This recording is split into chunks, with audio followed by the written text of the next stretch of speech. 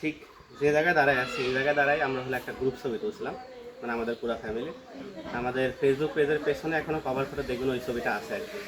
তো আমাদের ওই ছবিটা দেখে মানে আমাদের একজন শুভাকাঙ্ক্ষী জিজ্ঞেস করছিল যে এটাই আমাদের বাড়ি কিনা। তো এই জিনিসের অবস্থা দেখতে পারতেছেন, এটাই হলো আমাদের বাড়ি, মানে পিছনের ঘরটা তখনও যেরকম ছিল এখনই সেরকমই আছে আর কি।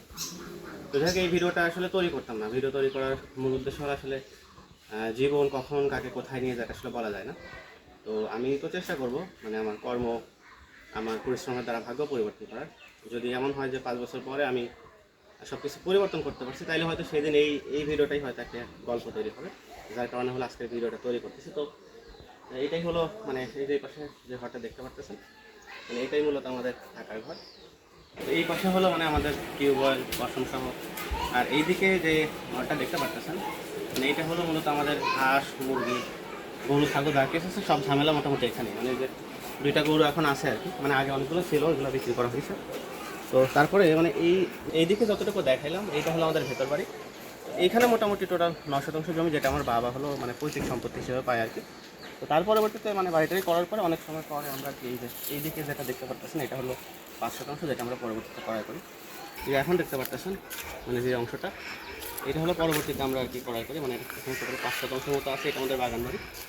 এই টোটাল হলো 14 শতাংশ জমির উপরে মনে করেন আমাদের এই টোটাল আবাসন আর কি।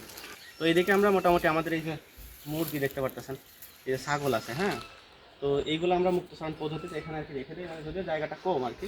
আর কিছু ফলের গাছ আছে মোটামুটি, এখন তো আম নাই, ঠিক আছে। এইদিকে এই যে মনে করেন মানে বাদাম, যেটা আমরা আঞ্চলিক ভাষায় বাদাম বলি, যদি এগুলো জাম্বুরা আর কি। তারপরে আছে বেল গাছ, ওদিকে আছে আমড়া গাছ। তো এই ধরনের কিছু গাছ আছে আর কি। তো তারপরেও মানে মোটামুটি জায়গা মানে সবটুকু জায়গায় অবস্থা একটু সাজানো গোছানোর দরকার যদিও আসলে। তো এই পাশে ওই যে মনে করেন এগুলো হলো মানে গোবর দিয়ে তৈরি করা, মানে আঞ্চলিক ভাষায় ভুট্টা বলি, যেটা জ্বালানি হিসেবে ব্যবহার করা হয়, এটা আমার আম্মাই তৈরি করা আর কি।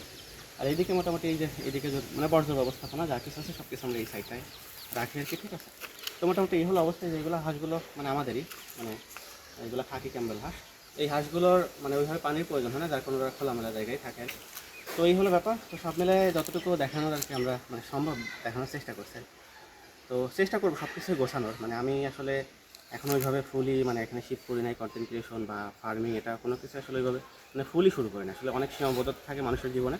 তো এই সীমাবদ্ধতাগুলো দিনে দিনে কাটিয়ে ওঠার চেষ্টা করতেছি। তারপরে কন্টেন্টে যদিও অনিয়মিত কন্টেন্টগুলো তৈরি করার চেষ্টা করতেছি, যেহেতু কন্টেন্ট ক্রিয়েশন নিয়ে একটা দীর্ঘ একটা জার্নির চিন্তা আছে, যার কারণে হলো আসলে কন্টেন্টের ছাপিয়ে মানে আমি মনে করি যে জীবনের গল্পটা তুলে ধরাটাই হলো সবচেয়ে বড় ব্যাপার এখানে, যার কারণে এই ধরনের ভিডিও তৈরি করছি আর কি আজকের ভিডিওটা। তো যদি ভিডিওগুলো ভালো লাগে আমাদের চ্যানেলটা ফলো দিয়ে রাখবেন, ইউটিউব চ্যানেলটা সাবস্ক্রাইব করবেন। ভালো থাকবেন, আসসালামু আলাইকুম।